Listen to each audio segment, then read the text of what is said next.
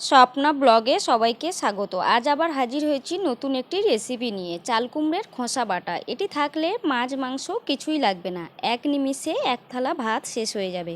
তো চলো শুরু করা যাক। যারা চ্যানেলটি এখনও সাবস্ক্রাইব করোনি অবশ্যই সাবস্ক্রাইব করে পাশে থাকার অনুরোধ রইল।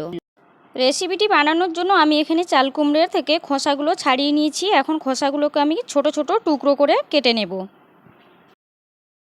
খোসাগুলো আমি ছোট ছোট কেটে টুকরো করে নিয়েছি, ধুয়ে পরিষ্কার করে নিয়েছি। এখন আমি এটাকে হালকা করে একটু সিদ্ধ করে নেব।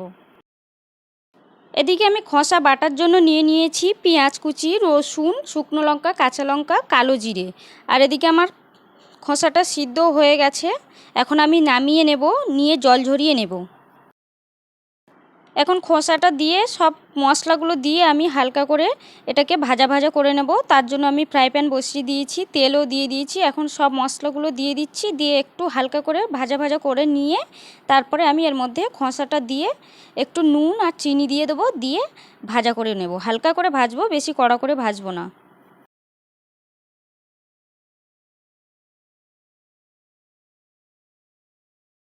এটা আমার ভাজা ভাজা হয়ে গেছে। এখন আমি এটাকে গ্যাসটাকে অফ করে দিয়ে ঠান্ডা করে নেব, নিয়ে তারপরে আমি ব্লেন্ডারে এটাকে পেস্ট করে নেব।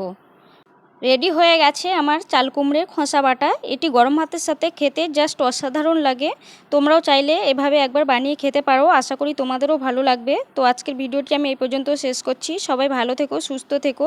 আর ভিডিও ভালো লাগলে অবশ্যই লাইক কমেন্ট শেয়ার করতে ভুলো না। দেখা হচ্ছে পরবর্তী ভিডিওতে। সবাইকে অসংখ্য অসংখ্য ধন্যবাদ।